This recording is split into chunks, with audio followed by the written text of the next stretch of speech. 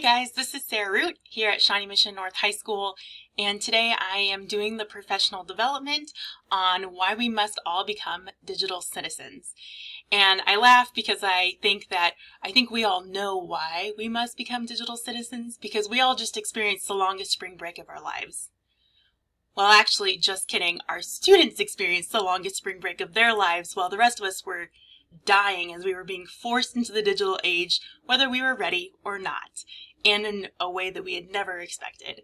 So, but we are going to talk about why we must become digital citizens to a bigger extent. So, digital citizenship, what is it? So, Applied Educational System says that it's the responsible use of technology by anyone who uses computers, the internet, and digital services devices to engage with society on any level. So that's all of us. So why though? It's because we are so technology dependent. And I don't think, like I said, there's nothing larger that has happened to us in our society to make us more so than the COVID-19 pandemic, where we were forced to stay at home. We pulled up that dashboard every day and we were only able to connect online outside of our families for so long, which led to remote learning, right, that we have been in for a lot of this year. But we have become dependent on technology to obviously communicate, school through remote learning, connect with our friends that we weren't able to see and family members, entertainment, oh my gosh, Tiger King, hello, travel, especially virtual travel now, and our finances, and so many more aspects of our lives is tied to technology, and we are so dependent on it in our everyday lives, in our day-to-day activities, and which leads to the fact that we do live in a digital world, and technology is the tool that students need to succeed in today's world and to become lifelong learners, which is tied to our mission statement here at Shawnee Mission North, which is our goal to provide world-class education that develop lifelong learners who are responsible, globally conscious citizens through high expectations for student achievement within a caring and inclusive environment. And that is especially true in the world we live in today. So, besides doing it because we need to, because of the world we live in, we also have to teach our students digital citizenship because it is the law. It is a federal law. The Children's Internet Protection Act, CIPA or CIPA, means that students or schools must protect minors under the age of 18 against visuals that are obscene, child pornography, visuals that are harmful to minors. Also, in 2008, there was the 21st Century Act that was passed, and means that we also must educate minors about social networking websites, social media, chat rooms, cyberbullying. So all those pieces are required by law for us to provide for our students, even at the high school level. And those are also tied to what's called E-rate, which is how we get federal funding, especially at our school, because it is a Title I school, for technology and advances in that area. So the Shawnee Mission School District also has the policies that complement the federal law along with Kansas law to protect students while they're using technology. So that that's like when we're online and we see the blocked signage come up and they won't let us access certain websites like Pinterest or Netflix.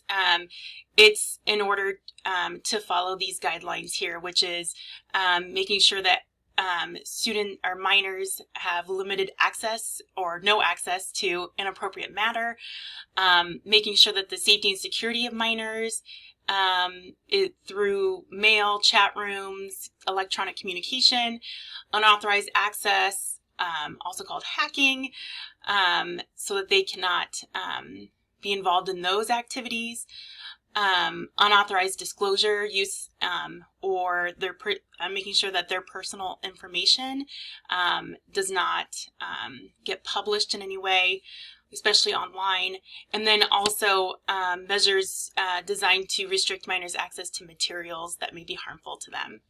So that is Shawnee Mission School District policy, and it does complement the federal laws of CIPA and obviously Kansas law as well. So what are the risks? What if we don't teach it, right? So we know our students, and we know if this is not taught, they will share their personal information online without even thinking about it. Cyberbullying, they can either be a victim and not know what to do, or they can be the perpetrators and not understand the implications of what they're doing. Searching and sharing inappropriate images happens all the time, guys, and they're not prepared to be successful in today's world, as it is so digitally focused. The CDC, the Center for Disease Control and Prevention, did a high school youth risk behavior survey in every state, and the last time it was done in Kansas was in 2019, and they found that 17.2% of our high school students in this state reported being cyberbullied. That is too high. We can do better. But there is good news.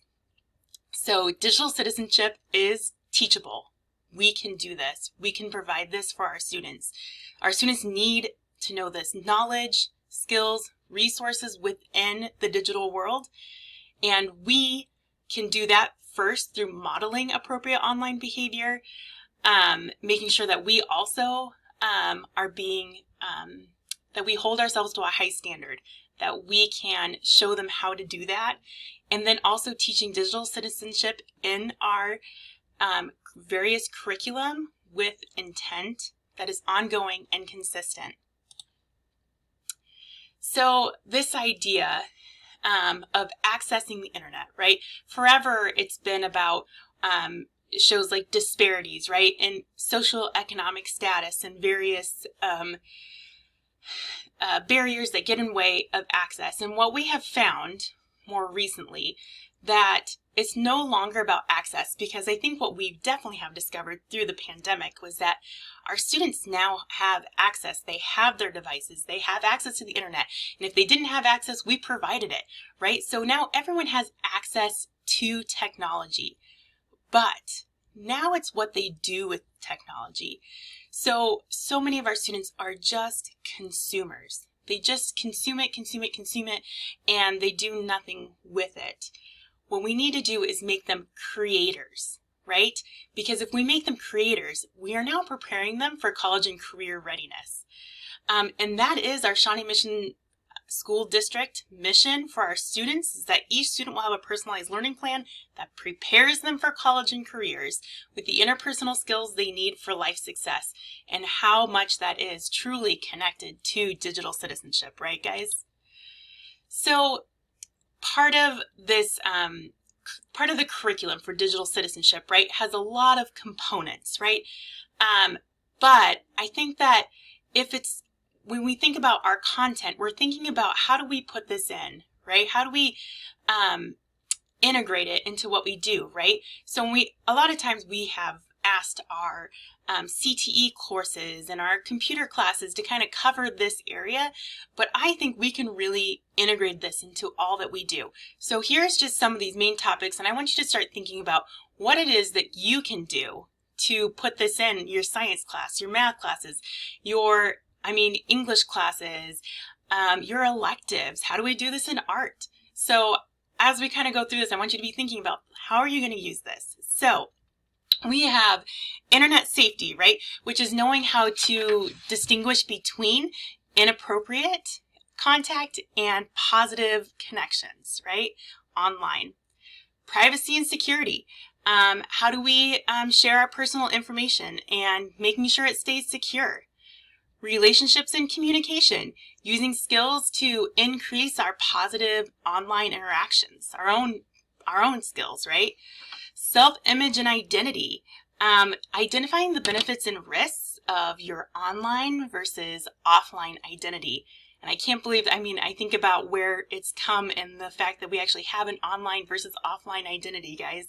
This is such a different world, right? From just not that long ago.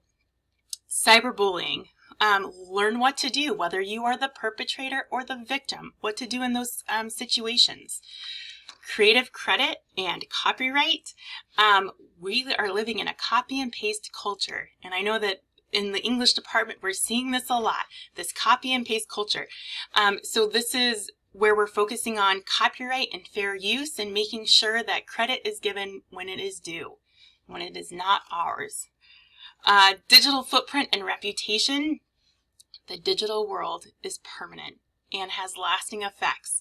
So thinking about what impact what you post and what you do online, what impact that has on yourself and others. And then information literacy. So that's the ability to identify, find, and evaluate information and sources. So those are how we would like to, those are the topics we'd like to integrate within our curriculum. And I think that we can begin to cultivate a culture of positive online use by following the READY strategy.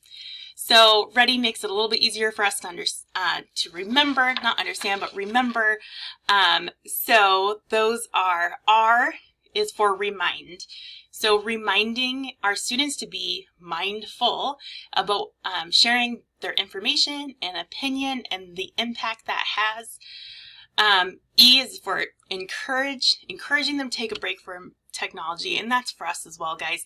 We can think about how we're going to kind of break from technology since we've been using it so heavily, and now we're back to being in person. How are we going to maybe still use it, but maybe use it a little bit less, and kind of get them engaged in more conversations in the classroom, as we've seen that's been a challenge so far. Because they've been only in an online world for so long.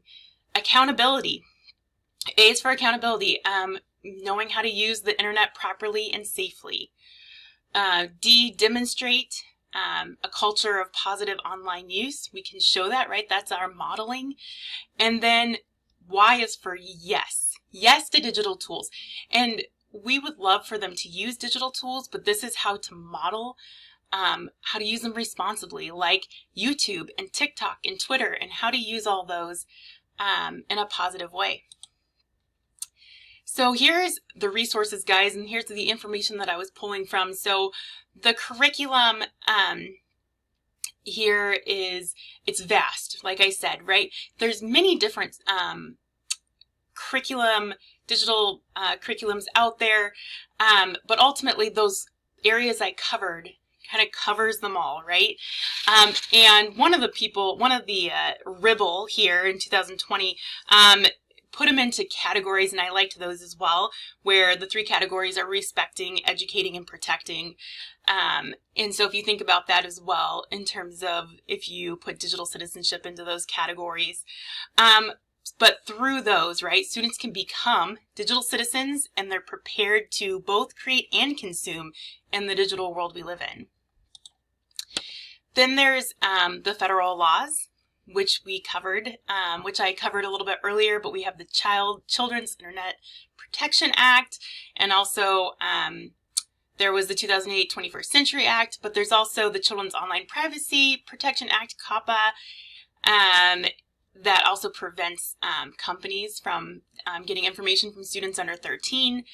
But ultimately, right, all of these federal laws are to protect and provide for our students, and we can do that for them as well. Through our Shawnee Mission School District, we do have the acceptable use policy. I know that that's something we talk about, especially at the beginning of the school year.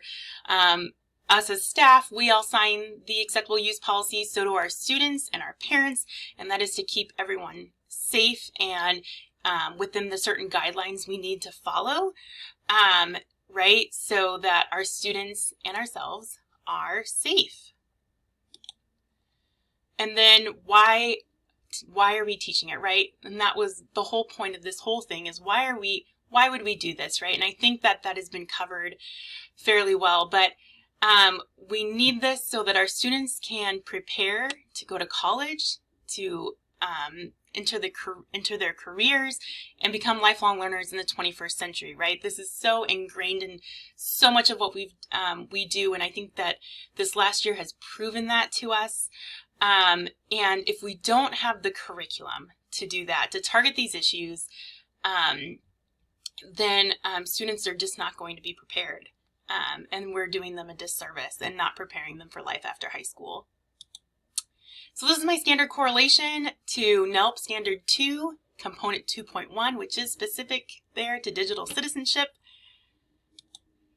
And my relevancy statement, why this is relevant to me today, and I definitely feel like it has made my depth and breadth of knowledge definitely way more improved than before this assignment. And here's my reflection.